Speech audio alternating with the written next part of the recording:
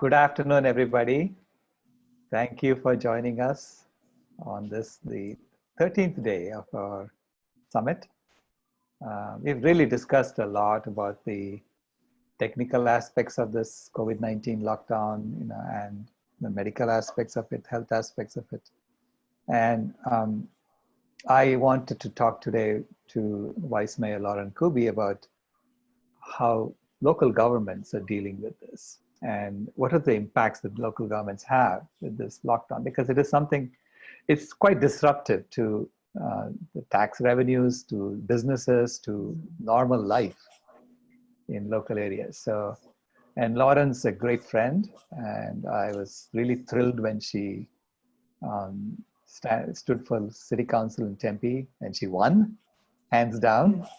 And then she stood again, and she won again, and she's now the vice mayor. So it's a pleasure to have you with us, Lauren. Thank you so much for joining us.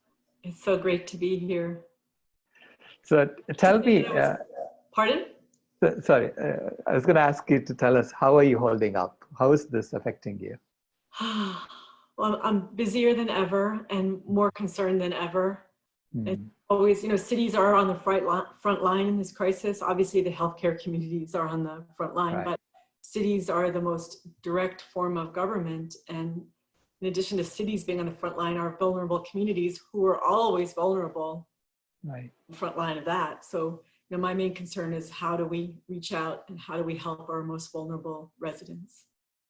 Right. So what are the specific things that you had to do to help the vulnerable communities? Well, first of all, trying to get information out in as many ways as possible. We can't rely on the internet, for example. Not everyone has internet capability, right. And especially closing down the library, our most vulnerable citizens, our homeless population, has had that resource cut off to them. So we're looking for all sorts of ways to communicate to our residents, whether it's through Channel 11, our TV station, the internet, to direct contact, as we have our outreach team that's working with our street neighbors to inform them about what's going on, and sort of direct neighborhood contact. We have a whole grassroots movement that's been spurred on, where we have residents, neighborhood leaders who are going door to door, not necessarily contacting directly with people, but leaving information and knocking on the door and standing a respectful distance away to say, we're here for you. We just want to let you know what's going on and see if you need any help. That's so awesome. I see the community coming together. I see that even on Nextdoor platform, people helping each other, people saying, oh, I don't have this, I cannot find it in the stores. Does anyone have? And people always come back and say, yeah, I have some extra, you can have it. So you see that happening in your community as well? Yeah, it's really heartwarming. I've been following all of the neighborhood Facebook pages, of course, and the particular business I'd like to spotlight, it's Cafe Lalibela, Ethiopian cuisine. They have great vegan items. I've been in love with their veggie platter for years, and sometimes I wake up and think, I must have Mr. Watt today. I love Lalibela so much, and they're obviously suffering as a local business, as a restaurant, being shut down from dine-in service. So last week they had a free meal they offered for 300 people. Just come in. We want to pay back the community. They wanted to thank the community for supporting them, and they were giving back. And now they offer free meals to all first responders and to healthcare providers and all the healthcare workers who are on the front line. I mean, what an amazing statement. And their most vulnerable time, they're reaching out to help the community. And you see that all over. It's really heartwarming. That is awesome. That's so amazing to hear that. I know of other cities and local governments that have used hotel rooms, motel rooms, because obviously those are not being used right now to house the homeless. Is that happening in Tempe as well?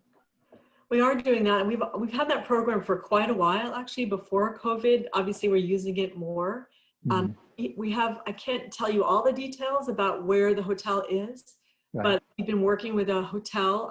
It's north of the 202 in North Tempe, and they would like to not only lease out their hotel to us, specifically for the homeless population, to those that need to be quarantined, those that need respite, those that want to be off the streets. Not only offering to lease out that property to us, but they want to sell their property to us. Now, in our capital improvement plan, our CIP budget, which is our budget for capital projects for the next 5 years, we placed this year, not final approval, but placed a permanent supportive housing with wraparound services project into that CIP. And because of COVID-19, we're actually going to be advancing that project to a much earlier completion, which, I mean, if you told me 2 years ago that in 2020 we might see this happen, I'd say that's unbelievable. It's almost like, remember the monkey's paw episode from the Twilight Zone where the guy gets his wish, but there's always this little twist. And Right. 2 years ago, you're going to have a 200-bed hotel or apartment complex that would be with rehousing with wraparound services. I say that's wonderful, but the deal is it comes with this horrible pandemic. But we're working with this hotel chain. I can't tell you exactly who, and we're trying to work out all the details now. And that would be housing that we'd have permanent supportive housing for 200 people, expecting that maybe very few of them would even be able to pay anything toward it. It'd be for our most needy, our most vulnerable citizens and residents. And we're hoping to get that to happen sooner than later.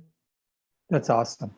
What kind of support are you required to give to the emergency people, the healthcare people? Or, I mean, is the city responsible for doing EMS service, or is it the hospitals themselves? Yes, we do through our fire and medical rescue. In fact, even before COVID-19, our I think 85% of fire and medical rescue were medical rescue calls and not fire calls. And I think that has been the same. We've actually seen a reduction in the number of calls for fire medical rescue because I think there's fewer people on the street, there's fewer accidents, they're just taking care of themselves and not out and about. So there's bound to be less accidents and crashes and all that.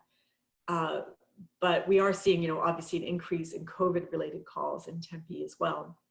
And I know our fire medical rescue and I myself are calling on the state and the county to provide more detail data regarding COVID populations. We want zip code level data. We want to know the ethnic composition of the COVID patients because we know from other cities that African-American communities and people of color have a higher fatality rate in this COVID crisis. And we don't need to know that data to respond. I mean, obviously the most vulnerable people are going to be more vulnerable to COVID-19, but we want to get more data because the more data we have, the more we can plan for the present and the future. Right. So one of the statistics that I've seen, it's actually in Dr. Colin Campbell's blog article recently, where he said that 99% of the casualties of COVID-19 in Italy and 95% in New York City all had a pre-existing condition. Wow. And so that was either diabetes or heart disease or hypertension. So these pre-existing conditions. And these pre-existing conditions can pretty much be mitigated or even reversed, with the proper diet. So it's basically nutrition-based pre-existing condition. So is there any effort at providing such good food to people so that they don't, so that they can reverse it as much as possible? Well, I mean, Tempe, we have the Escalante Community Garden, and we give out free organic food boxes to those in need. And we obviously haven't ramped up the growing season. They had planted for what they were planting for. But we have food banks. But, that is a concern of mine. We have food banks, and through the Tempe Community Action Agency, we're handing out lots more food than usual, but it isn't necessarily food that you or I would consider the most healthy. There's a lot of cheese, a lot of dairy products. There's a lot of what people think of as fast protein. This is something we need to look at in the future as we prepare and really ramp up our food accessibility projects. We need to make sure that we have food that is whole foods and foods that are healthy.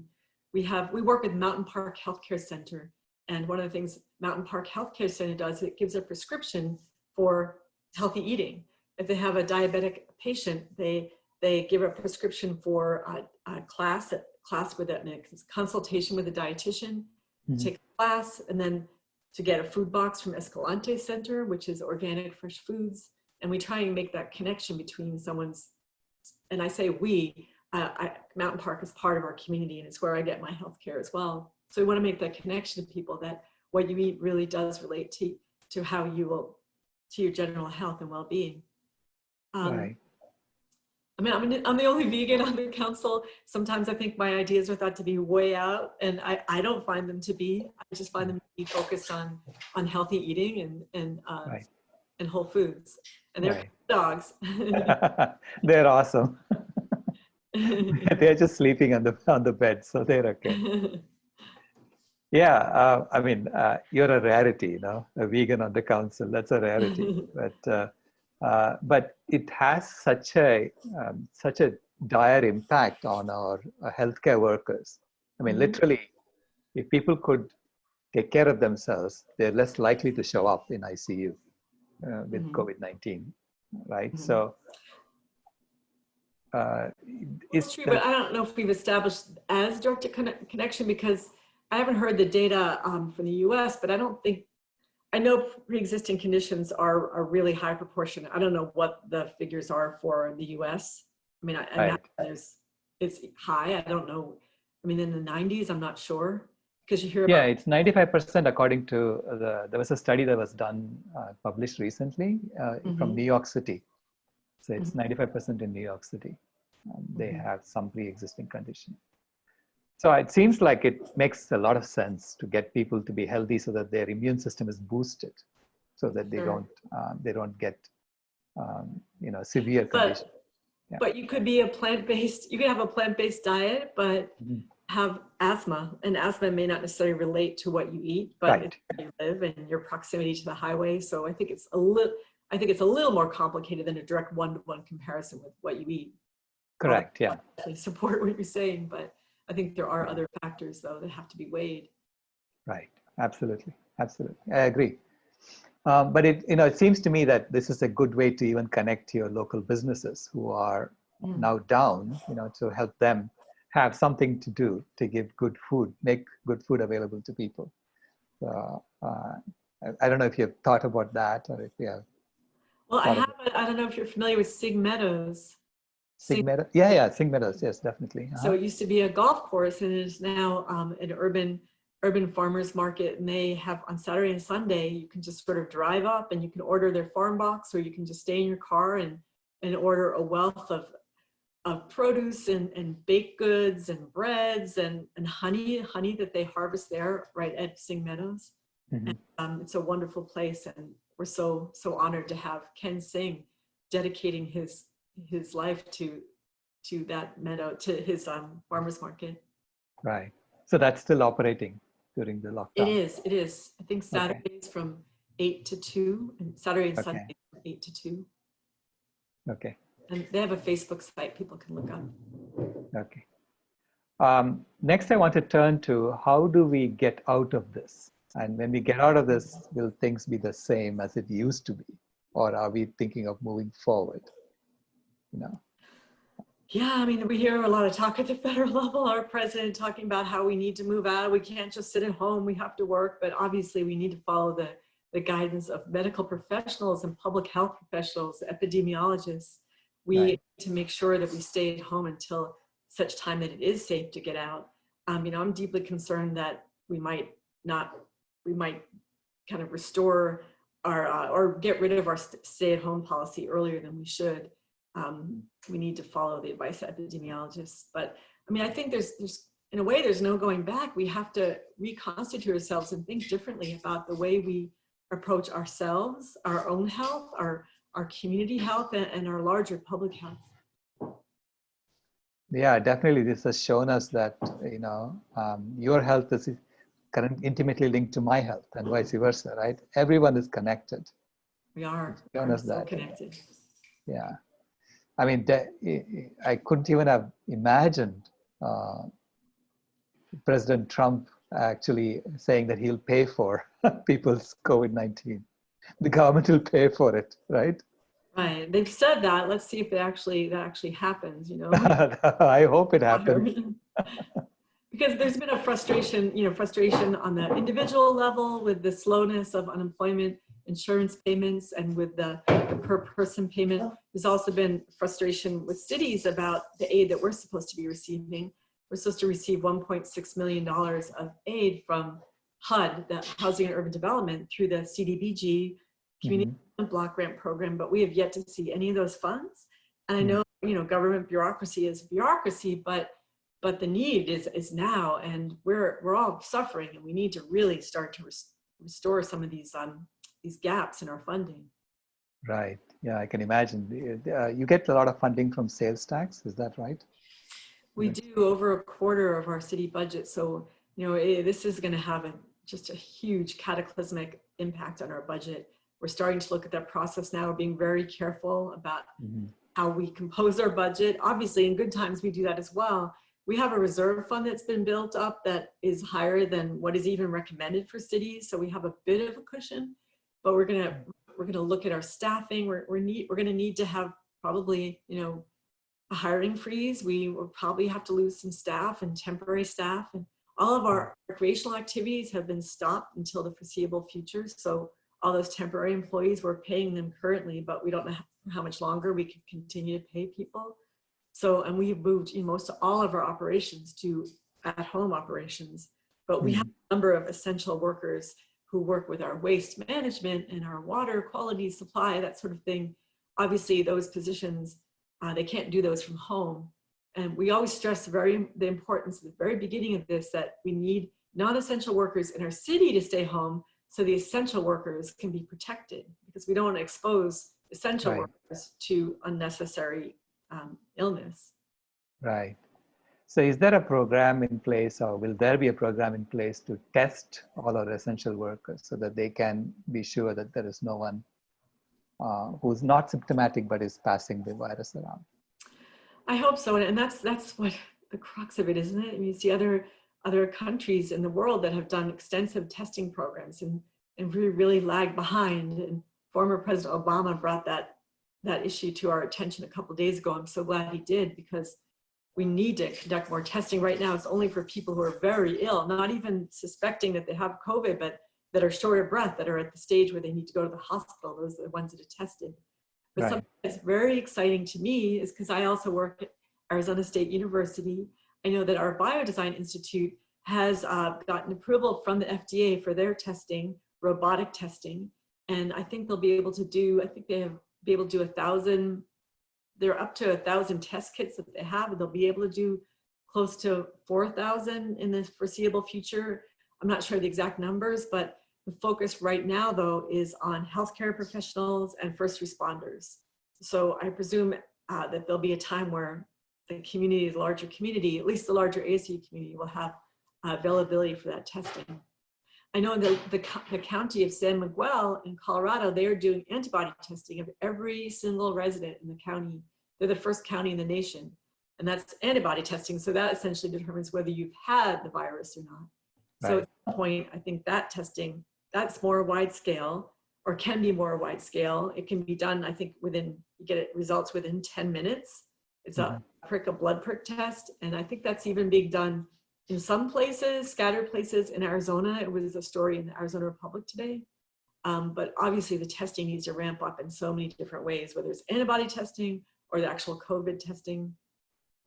And then you think it's gonna happen, like with some of us have had it, some of us haven't, or we're gonna wear little buttons that show that we've had the virus, that we have the antibodies. Like obviously our employers will need to know, but then there you have all the HIPAA protections in place of health protection. So there's going to be a whole sort of avenue that we haven't even thought about for privacy and how we move forward in this post and continuing COVID world.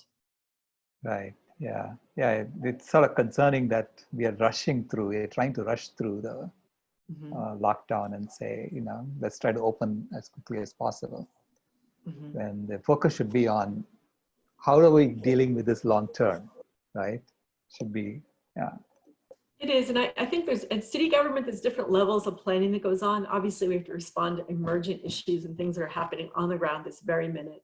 And then other issues, and we're very concerned about, summer is nearly here, and we have to make sure that our street neighbors, that our most vulnerable residents have hydration stations, that we have cooling stations, that we have established a lot of hand washing stations across the city at homeless encampments and in the parks. That's crucial. But we also have a team that's working on a longer term, being the summer, and then we're working on a longer term beyond that. So you need to play out these scenarios. And I think Tempe is a little bit ahead of the game in that. When we established the Office of Sustainability, we played a game called Capacity, where we sat down, we had all the different directors and deputy directors of the city sit down with each other and play this game of simulations about what would happen if this shock hit the system, like a health impact, like a pandemic or extreme drought, and how would all our different branches of government deal with this situation. So we've had that mindset to think about how we respond in a holistic, integrative way towards shocks to our governmental system and shocks to our community health. So, but we also have our emergency manager. We're starting that position in May. We haven't had an emergency manager position in the city of Tempe. And 2 years ago, we decided we needed to have it. Well, suddenly, we got funded for it, not because of COVID, but we're finally going to have this person in place and be able to really work on emergency management in the present, in the near future, and in the far future. How are you dealing with the public transportation in Tempe? Is that still running as normal? We've seen a 37% reduction in use of public transit, which is to be expected. We've reduced the frequency of our orbit system. We have a free neighborhood circulator called the Orbit that is beloved in the city. So we reduced the frequency of that, and buses that used to be on a 15-minute frequency are now on a 30-minute frequency.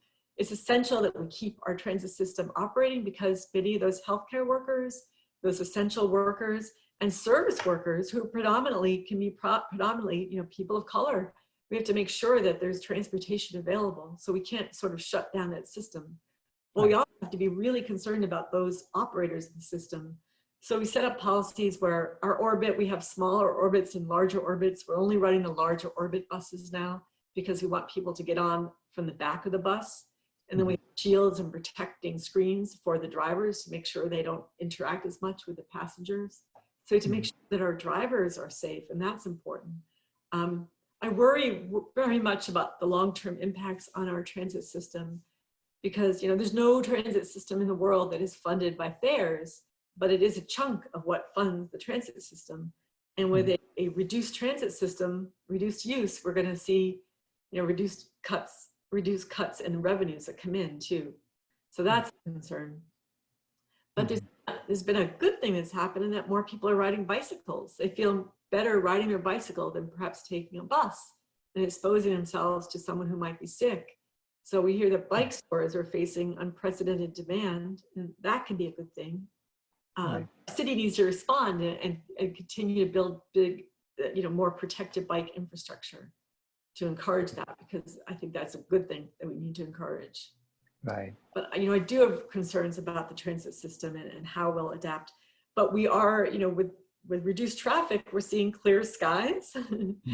We're seeing, we're seeing less carbon emissions. We're seeing less nitrous oxide in the air. So there's some benefits, but we need to find a way where we don't go back to what we did before and find ways to really encourage people not to use their car, but to ride a bike, ride an electric bike, and walk more. But to do that, like this is one of the fundamental messages I'm going to be proposing in our budget negotiations, is that we need to increase our shade in Tempe.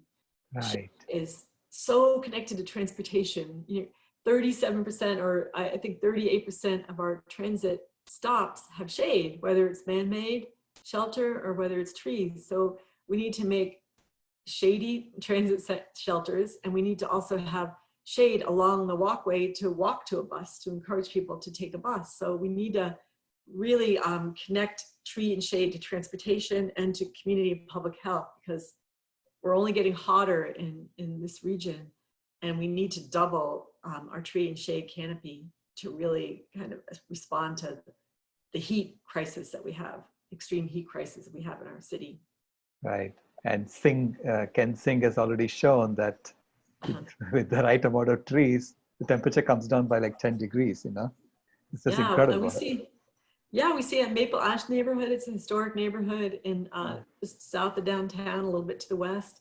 And temperatures there can be 12 degrees cooler than on Mill Avenue, because it's full of mature trees and shady lanes. And we see like people's heart rates go down. We have less incidents of high blood pressure where there's a lot of trees, because it helps people to kind of maintain a healthy sense of themselves and to breathe deep. Right. So tomorrow I'm going to be talking to John Raymer, who founded Compassion Games. Mm-hmm. And so he signs up cities to be compassionate cities, and then they play games so that it's like a competition between cities as to who is the most compassionate. Oh, So I'd love to see that. Oh, wow. No, I thought Tempe would be already a compassionate city. You haven't heard of that, we are. right? I think we have a really strong social human services safety net. And in the big recession in 2008, a lot of cities immediately started to shut down, or in 2009, reduce their human service budget. And Tempe was very proud that we stayed the same. I mean, it was a tsunami of need and it was a much higher need, but we didn't cut our budget.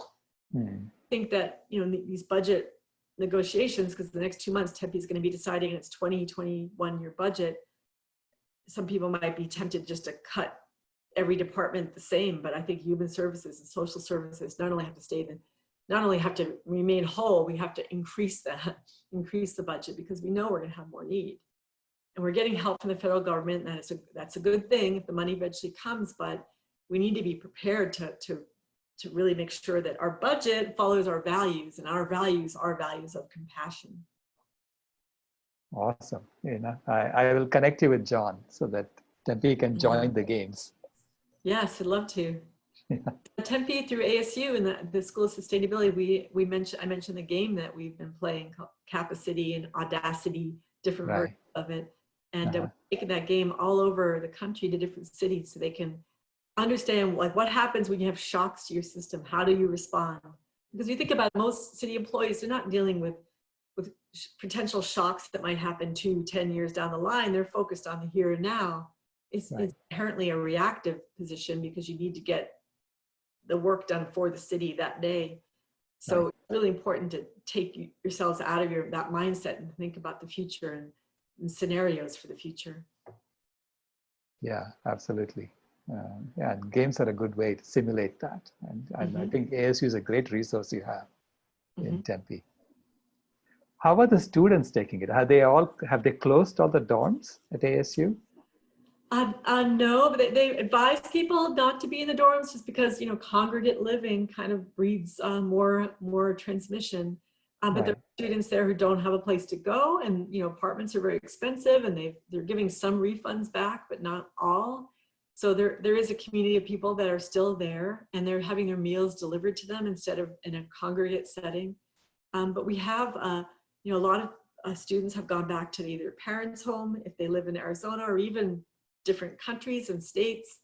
And that is actually, there's a whole census impact that has been dawning on me, dawning on us. I just filmed a video about this for the city, but the census, you're supposed to be counted where you were on April 1st.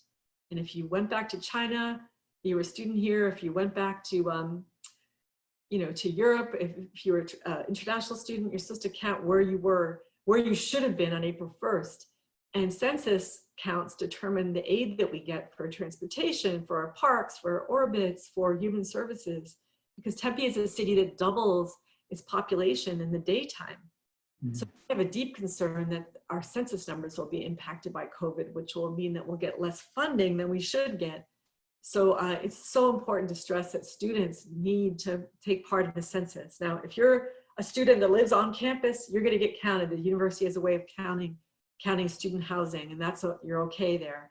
But if you live off campus, you need to go to Census 2020 sorry, I'm sorry, I don't remember the name of the okay, you'll find it and post it. Yeah, thank you.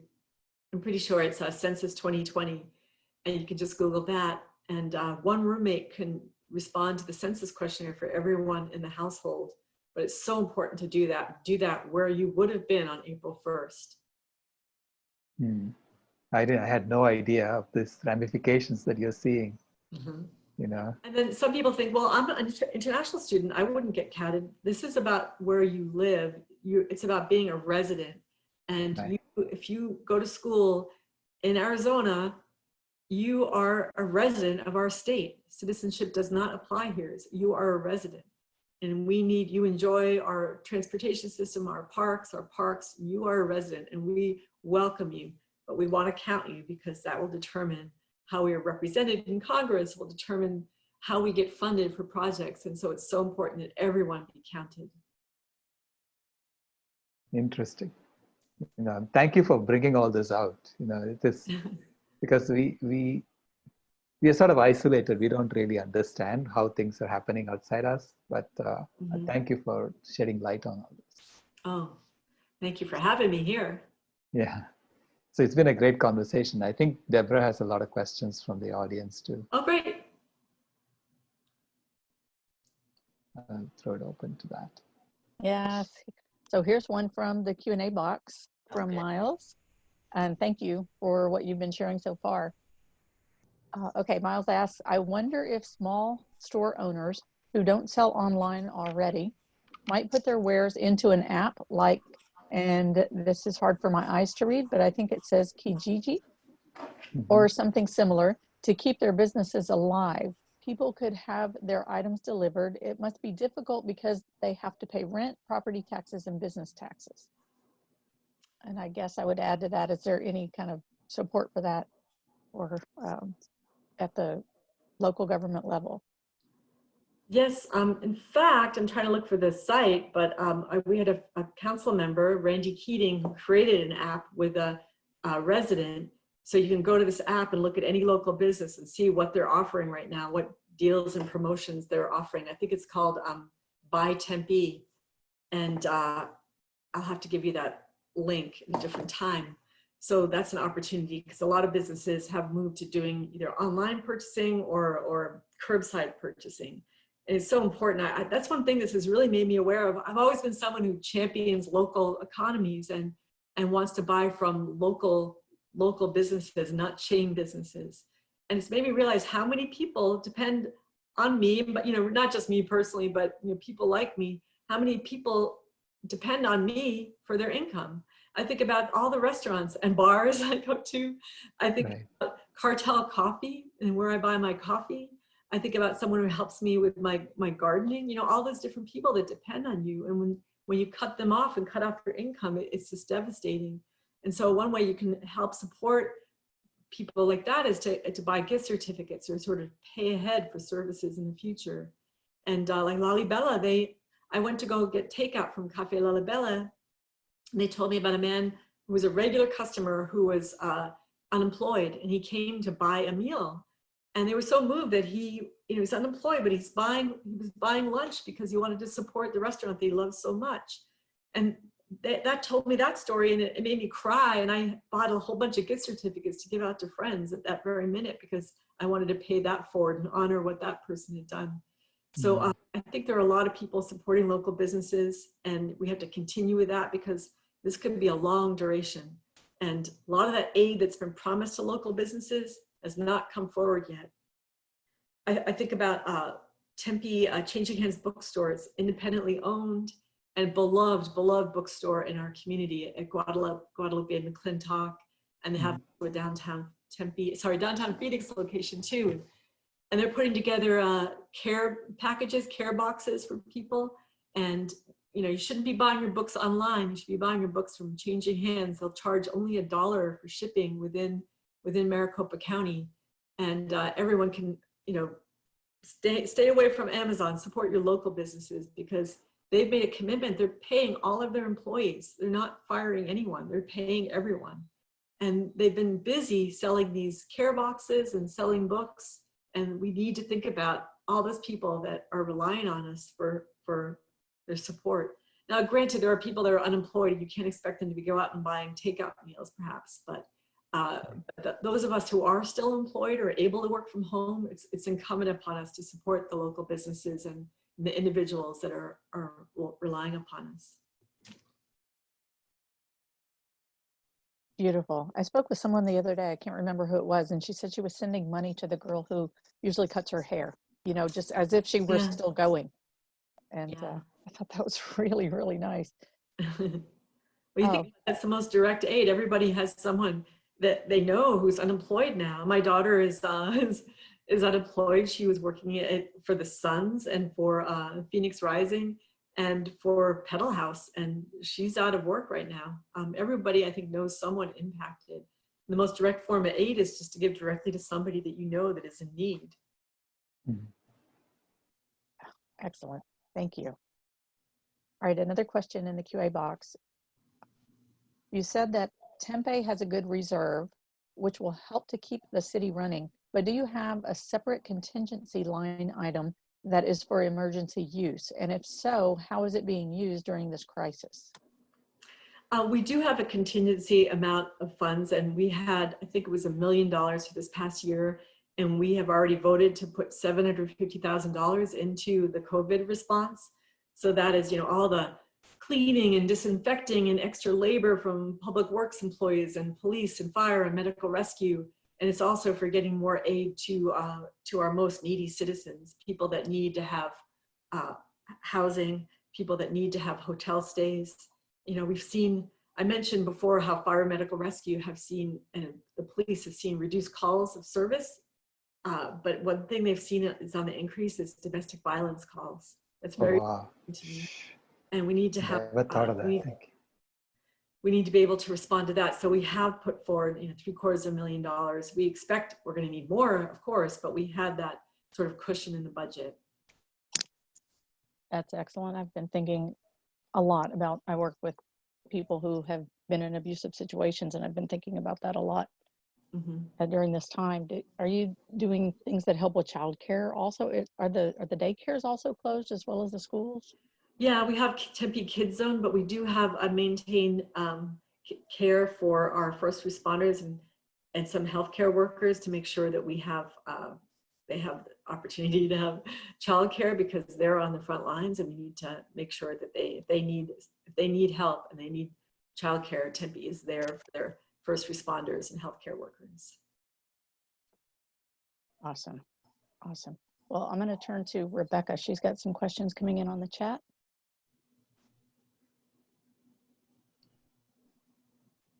Yes, thank yous. And also, one of the questions was about the homeless and the hotel, and wondering if you could elaborate a little bit more. Will there be others, or is there a program online where other motels can get involved, or is this something that just that individual hotel or motel decided to do? Yeah, so with this particular hotel, you know, it's complicated. We want to be able to, you know, we have to arrange the whole lease mechanism, and then eventually we hope purchase it. So that's been worked on. We're hoping to get an update next week. And there is a certain segment, and often it's our street neighbors that you see in the parks that are very resistant to services. And it's not necessarily the best thing to put people into congregate living right now. Can you hear me? Yeah, can hear you. Okay. It's not necessarily the best thing to put people into congregate living, and we can't force them to live in congregate living.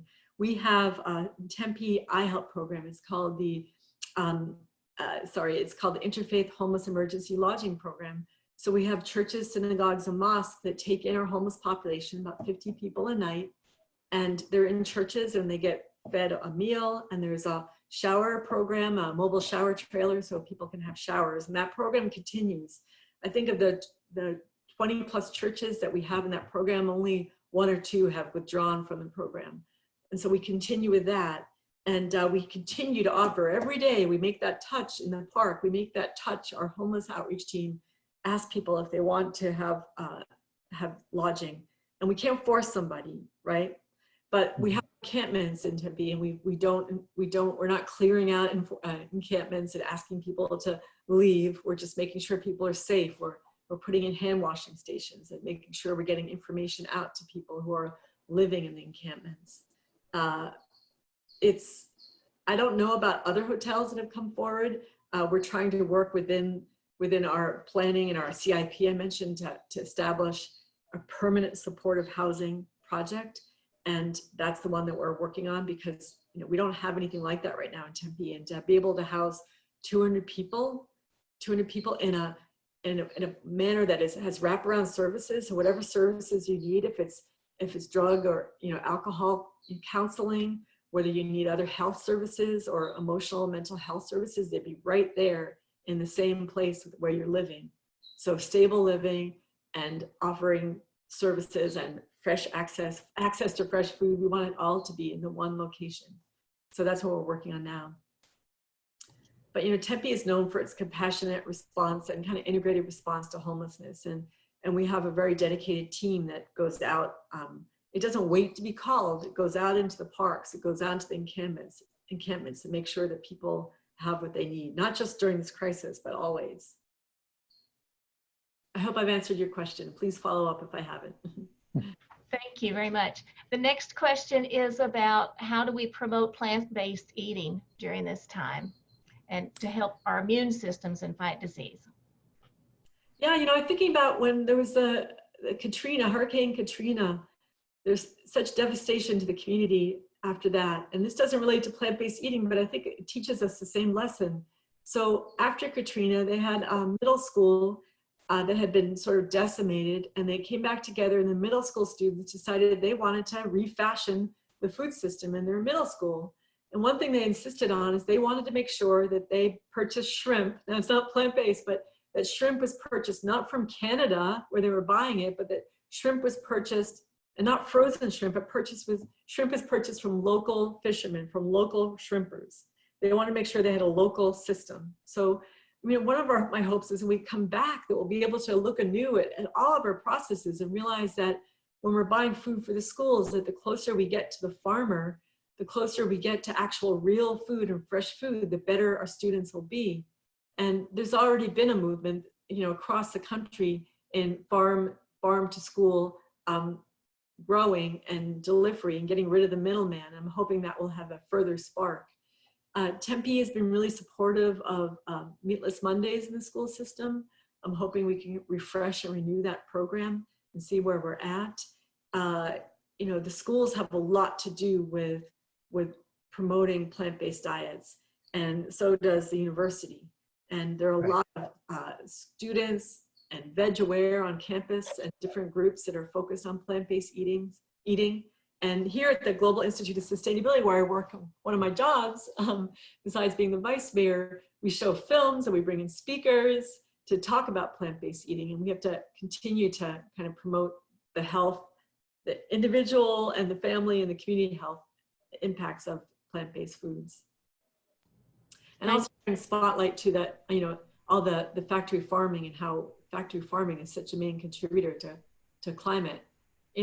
I have a source of frustration that I'm also a political activist besides being on the council and working at ASU, and I get frustrated sometimes because there are people in the progressive movement who don't necessarily make the connection between what they're eating and the progressive cause. Right. And that is a source of frustration to me.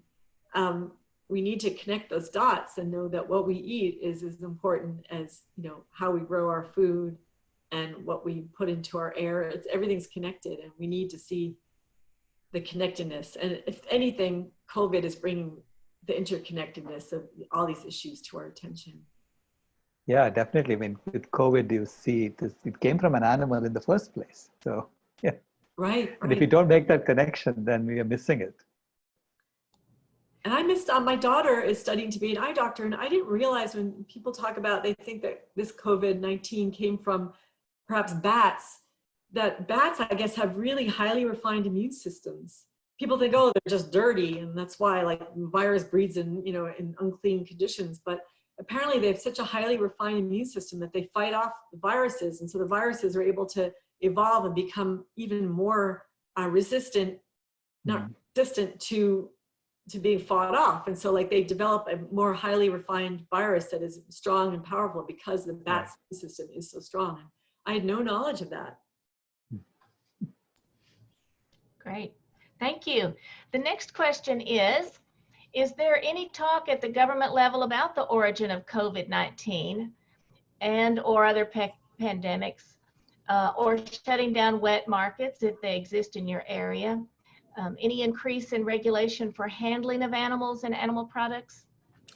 I think that's less of a local government issue. It should be a local government issue where we have the wet markets, obviously, and I think there will be increased attention and pressure in in areas that have wet markets. I mean, we've seen a number of zoonotic or diseases that have spread have originally, an origin in the wet markets. So it's certainly something we need to look at, but that's not really as much of a local issue in Tempe.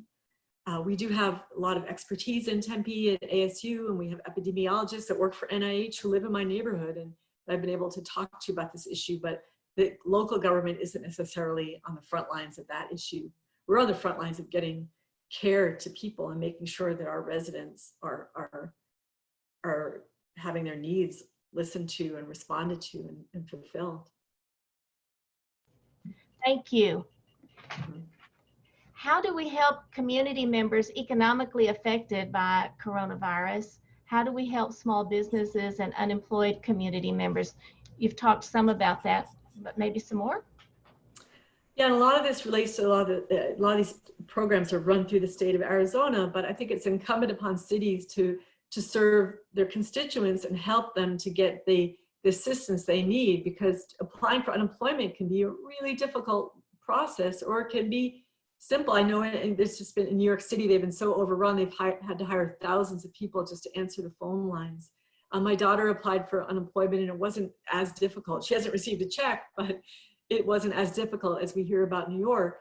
So I know that a lot of the congressional offices, Senator Sinema's office and Congressman Stanton's office, they have constituent helpers on the ground who are helping people with their applications.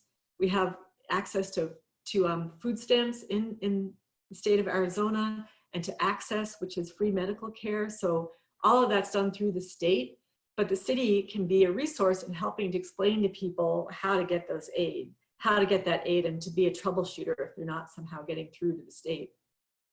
But individually, the way we're helping, we have a lot of basic social safety net programs, and Tempe Community Action Agency is one of our agencies on the ground that we fund. They get funding through CDBG, I mentioned, Community Development Block Grants, and through Tempe, and through United Way, and through individuals. And they are on the ground giving meals to seniors, delivering meals to seniors, giving out food boxes at Escalante, helping people in a direct way. And we need to help a group like Tempe Community Action Agency. And we all are aware that tax day is coming up, April 15th. I know it's been extended, but we have a program in Arizona, and it's a charitable tax credit program. So you can donate up to $40 per person, $800 for a couple, to a charity like Tempe Community Action Agency or whatever local charity is helping people. You can donate that, and it's a credit. It's not a deduction, it's better than a deduction. So if you owe $1,000 in state taxes, you will owe $600 in state taxes. You'll get that back.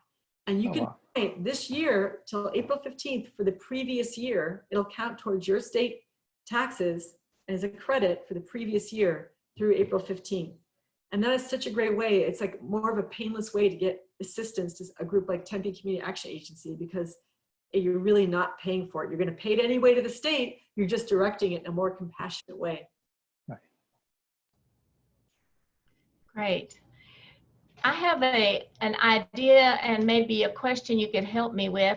I've wanted to, we're going to be getting this stimulus money, and many of us don't need all of it or part of it. And we know there are people in need. And so I've been thinking of how can we donate together and get that out there? Maybe, through the city or through what would you suggest about that? Yeah, well, there's a lot of ways. And I know some of us will be getting that, and like I myself don't. Right now I have a job, so I think, well, I don't necessarily need this money, but well, I'm not going to turn it away. I'm going to apply it and where I think it's the most needed. And it could be directly helping individuals. You can give to 12 individuals you personally know that need help and give them $100. There's a lot of people, though, that are unemployed that really need that money. You wouldn't necessarily expect them to give it away. But as I said, if you could give to the Tempe Community Action Agency or another human service agency, there is a COVID response fund through United Way. So you can actually have United Way distribute the funds in the way you want them to, or you can directly give funds to different groups. But you also, if you can take your $1,200 and give 400 of it and get it back as a state tax credit, so you're increasing your donation that way. And there's also a foster care state tax credit in Arizona. You can give $500 there's a group called Resilient Me. And we know that there are foster care kids that are in crisis in our system that need our help. And that's another way. You could take some of your $1,200 and give it towards a foster care organization. If you do that some way before April 15th, you're going to benefit directly and get a tax credit for the year 2019. So I would advise going to the most basic social safety net programs and giving directly. The ones that are making up meal boxes and food banks. Food banks are among the most important of our safety net programs. There's a St. Mary's Food Bank, for instance, that gives out food packages to those in need. And that's another great avenue for donating. Give local, I say. Yes, thank you very much. Uh-huh. That's all the questions I have here, Deborah. Okay, and I think that last one just answered the one that was in the Q&A box. I have a question. Mm-hmm. I guess my question is, what are the key takeaways that we've learned from this time of going through the COVID-19 situation? And like, what can we learn from this that we can take forward? I belong to a group called Local Progress, and we're progressive municipal officials from across the country. There's 800 of us, and then we were supposed to have, and I still hope we will have, the annual convening in Tempe in August. And we're a social justice group. We believe that we need to advance social, economic, and environmental justice. So I think one of the biggest takeaways, not just for me, but I think people are seeing this like they've never seen it before, is that we're all vulnerable now, but the most vulnerable people to the COVID-19 have always been vulnerable. We're waking up to it. And we need to look at people on the front lines, and we need to look at communities of color who are the most vulnerable to this disease, and wake up and realize that these vulnerabilities in our system have always been there. So can we go back and be the same society, the same culture we were before? I think we need to really look at ourselves and look at ourselves in the mirror, look at ourselves in our Zoom screen and say, like, what can we do better? How can I, as a city official, have the budget that I'm going to approve represent the values that I espouse? And how can we make sure that we're supporting our local businesses? How can we ensure that the most vulnerable residents in our city have a voice in our city government? So if there's the biggest thing that we'll take away from COVID is that we're interconnected, and that we have to be aware that we're all vulnerable, but the people that are most vulnerable have always been vulnerable, and we need to make sure that we don't let that happen again. Thank you. Thank you. Okay, I think that completes our questions that we have. Oh, I see one more. Oh, okay. That is the $1,200, will that $1,200 be deducted from your return next year? That $1,200, I believe the stimulus is $1,200, so that may be. I believe it's, I've read, and I'm not sure, but I've read that it's not taxable. And also the additional, because unemployment in Arizona, the most you can get is $240, and the federal government is going to bring it up to $600 additional to match what you were making previously. And that additional amount is not taxable, as I understand it. So that's good news. The frustrating thing is that no one's seen those checks yet, and people have the need right now. And I've been one strongly advocating for a moratorium on evictions. Our governor has announced a moratorium on the enforcement of evictions, but not necessarily the evictions themselves. So there's a lot of good press, like it sounds like you're doing the right thing, but in reality, these evictions still proceed. You just have people accumulating all the fees and the fines, and then they're hit with a really large bill when this first phase is over. I just realized there was an interesting thing I forgot to tell you about that Tempe's doing, and we're the only city in the world that is doing this study, this work that offers great promise, not for understanding and policy making in this first phase of this COVID pandemic, but in future phases, which undoubtedly we're going to see.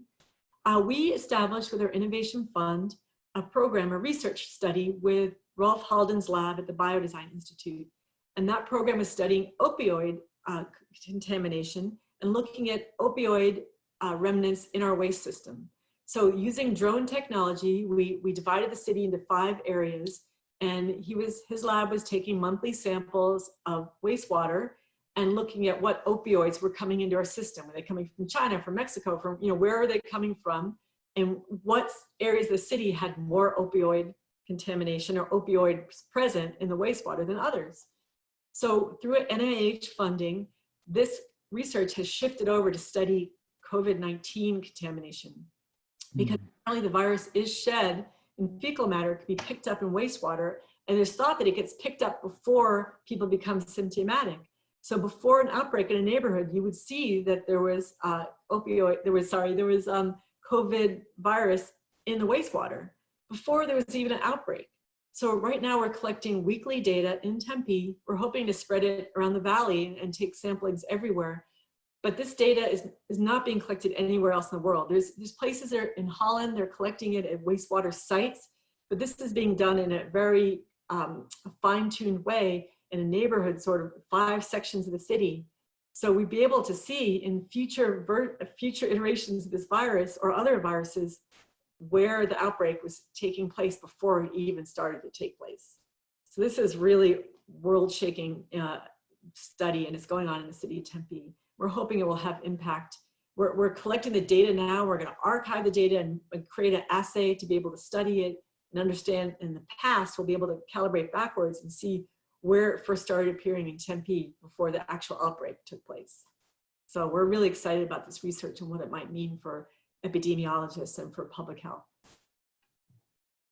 I know nobody asked that question, but I forgot to talk about it because I'm really excited about its impact. There's another question, Rebecca, I think. Yes, there is. And it's, what about a rent freeze? Rent freeze, yes. Unfortunately, in the state of Arizona, there is a preemption. So the legislature has made it illegal for any city to limit rent, to freeze rent, to have rent control. The other states have this. The city of Berkeley has a rent stabilization board that decides on what rent increases can take place in that city. But it is illegal for a city in Arizona to have a rent freeze. Now the governor could issue, under his emergency powers, he could issue a rent freeze. I'm not sure we're hearing about rent increases right now, because I think most landlords know that people are in serious trouble, and I don't think we're hearing too much about rent increases right now. We're not hearing about rent decreases, although there was an apartment owner who owns many apartments throughout the country that gave back millions of dollars to residents in helping their apartment dwellers through the crisis. So that was a positive step. But it's very frustrating that the legislature has preempted cities from taking action. And we can't, for instance, when a developer wants to come in and build in our city, we can't require that even 10% of those apartments be affordable or be workforce apartments. So that is illegal also for us, even to require that of developers. That is why we need to vote and make sure that our legislators are representing our values. Is that even constitutional to tell the city not to do that?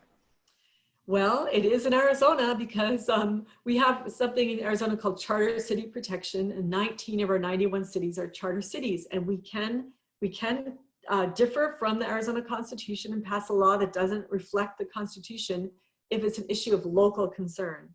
But through the courts, they have determined that all that is of local concern compared to statewide concern is the disposition of real estate, a city's own real estate. They can do with it what they will, and the method and manner of elections and how a city runs its own elections.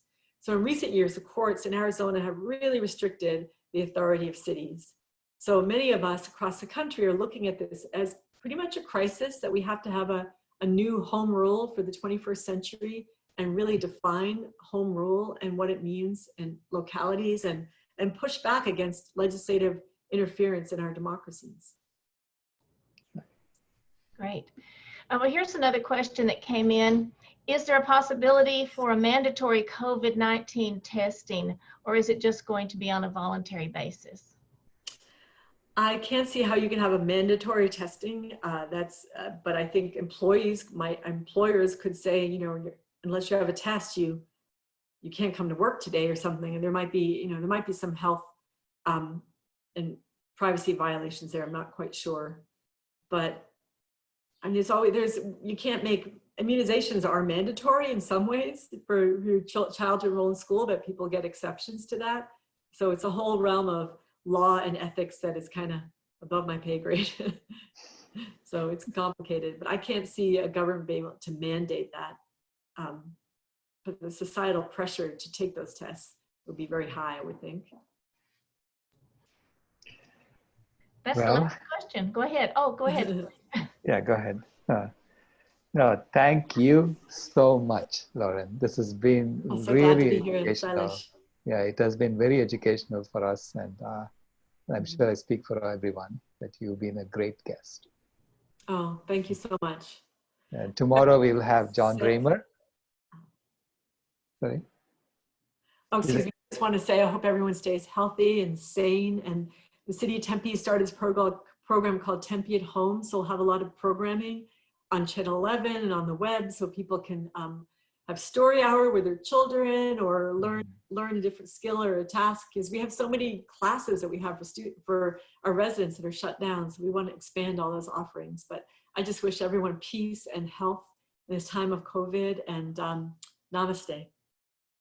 Thank you. And I guess we have to wait just a little while before we pack to move to Tempe. It sounds very tempting. Yes, it's an awesome city. To be.